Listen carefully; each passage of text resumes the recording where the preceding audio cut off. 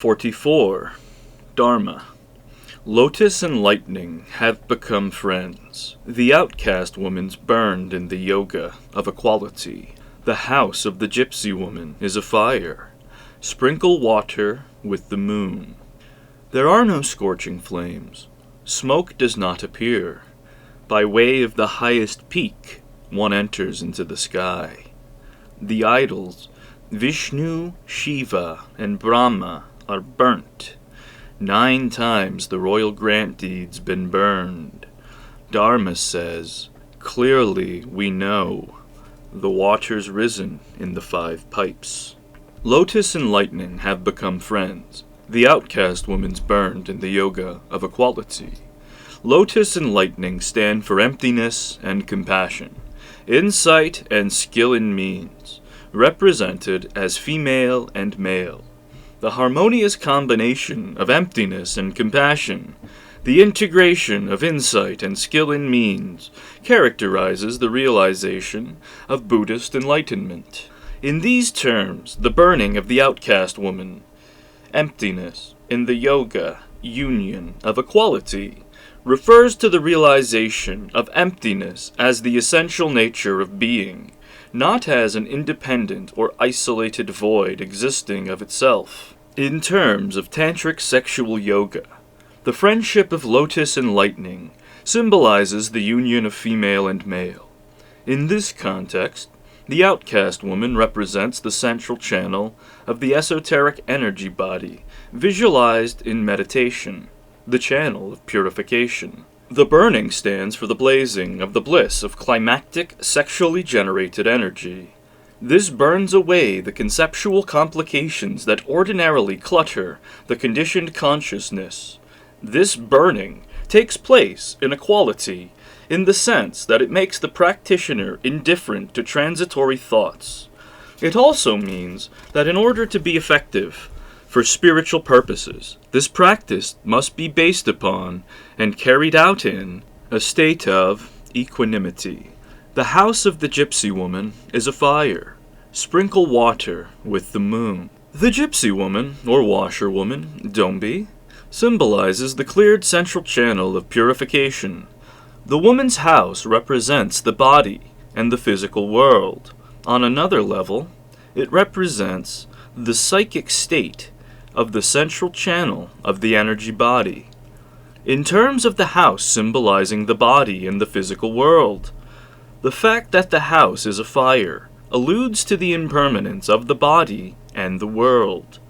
In terms of this internal symbolism, the house of fire represents the central channel energized by the blaze of ecstasy. The moon stands for the relative thought of enlightenment. To sprinkle water on the fire with the moon means, on the level of external symbolism, to realize the transitory nature of the body, its capacities, and the physical environment as a whole. This is the means of maintaining a balance of detachment in the midst of ecstatic bliss. On the level of internal symbolism, sprinkling water with the moon means inwardly realizing the relative nature of the experience of bliss, thus maintaining equanimity even in ecstasy.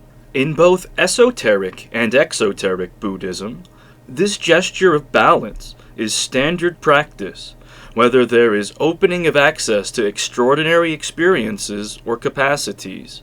This prevents psychological aberration and spiritual deterioration through instinctive grasping and exaltation of the ego. There are no scorching flames. Smoke does not appear. By way of the highest peak, one enters into the sky. The absence of scorching flames and smoke alludes to maintenance of balanced equanimity and inward calmness in the midst of ecstasy. The highest peak represents orgasmic climax. Entering this way into the sky means using this natural bliss to clear the mind of conceptual clingings and complications, including fantasy and longing, in order to perceive emptiness as departure from all views. The idols, Vishnu, Shiva, and Brahma, are burnt. 9 times the royal grant deed's been burned. In psychological and spiritual terms, the burning of these idols refers to transcendence of concepts of destruction, subsistence, and creation. As the diamond-cutting wisdom scripture says, past mind cannot be grasped, future mind cannot be grasped, present mind cannot be grasped. The burning of the grant deed 9 times symbolizes a 9-step process of transcending proprietary attachments. On the level of interpretation, the 9 times refer to the classic 9 stages of meditation, from the first stage, which is characterized by attention, examination, joy, bliss, and single-mindedness, through the 9th stage, which is characterized by cessation of all sensation and perception.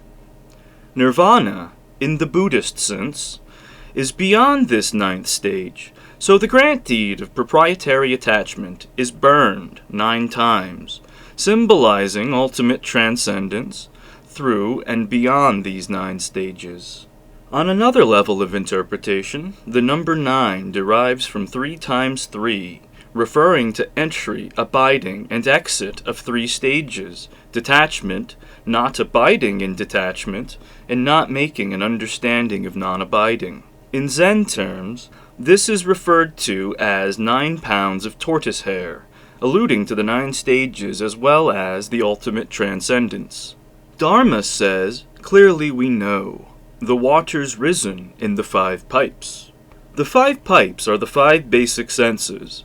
The water is conscious energy. Clearly we know, alludes to awareness of the senses clarified by the purification process. Zen Master Dogen said, "Everybody holds a luminous jewel, all embosom a precious gem. If you do not turn your attention around and look within, you will wander from home with a hidden treasure.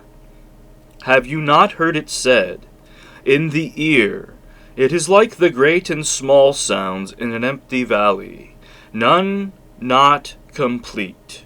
In the eye, it is like myriad images under 1,000 suns, none able to avoid casting shadows. If you seek it outside of sense experience, you will hinder the living meaning of Zen."